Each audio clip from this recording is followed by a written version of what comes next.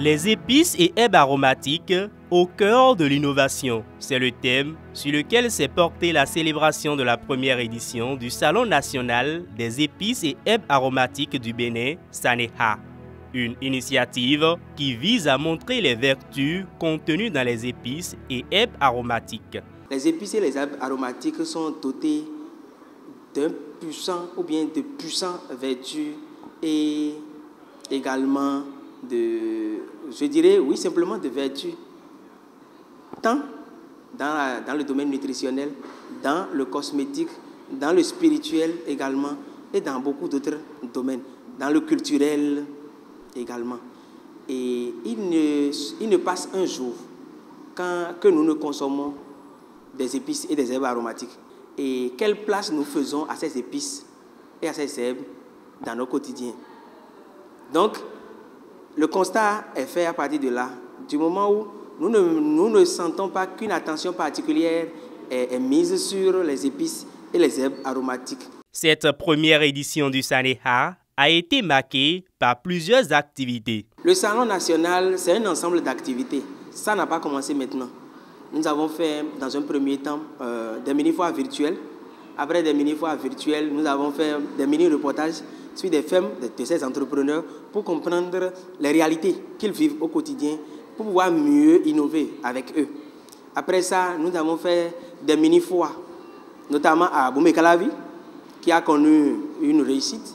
Et après cette étape, nous sommes venus directement au niveau de l'étape nationale en ce qui concerne le Salon national. Diverses communications sur les questions liées à l'innovation et au développement de la filière épices au Bénin ont meublé cette célébration. Il faut qu'au niveau de la recherche, qu'on s'intéresse de plus en plus à cette thématique, que ce soit au niveau de la production végétale, au niveau de la transformation et au niveau de la vulgarisation. Je ne veux pas dire l'accès au marché. Et ça, c'est ceux qui sont au niveau de la vulgarisation, ceux qui sont au niveau de la gestion de l'innovation, voilà, ils sont très indispensables à ce niveau-là.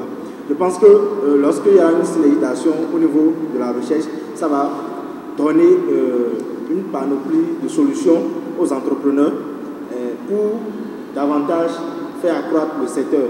Donc le problème, ce n'est pas au niveau de subvention crédit. Les millions qui sont jetés, on ne sait où là. Nous, quand nous créons un truc comme ça, on va payer. Parce que c'est un truc, la majorité, je vous dis, de ceux qui transforment, surtout au niveau des épices et herbes aromatiques, c'est des gens qui consomment leurs produits.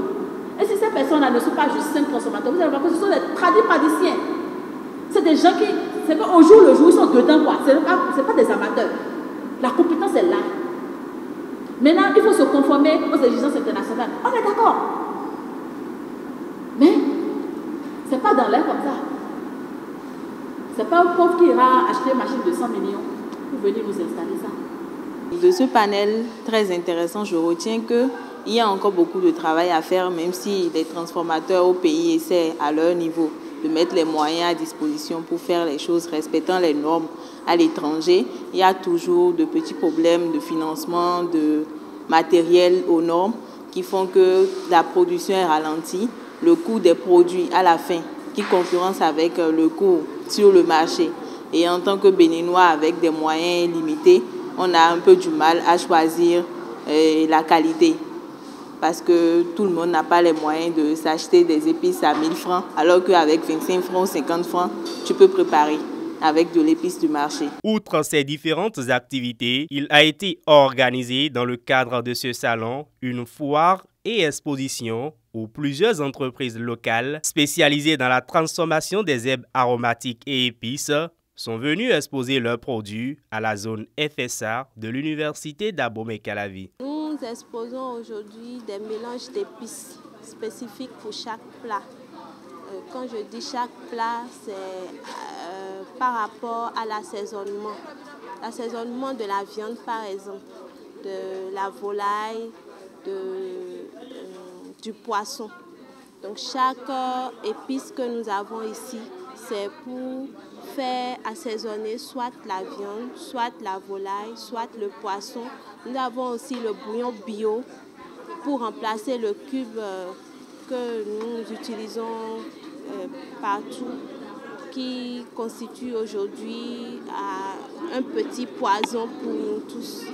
Nous avons aussi les épices barbecue pour faire braiser viande et poisson. Nous avons aussi passe-partout pour assaisonner tout plat mijoté. Nous avons l'ail moulu simple, déshydraté, moulu simple qui peut accompagner tous nos plats. Et le piment de table aussi que nous pouvons utiliser sans cuisson pour accompagner n'importe quel plat. Nous avons le savon Nîmes ici, fait à base de l'huile de Nîmes, qui a beaucoup d'efficacité sur la peau. Et aussi, nous avons toutes les vertus du Nîmes aussi dans notre soro, qui guérit la toux, le rhume et l'angine. C'est fait à base de l'huile de Nîmes et aussi de cire d'abeille.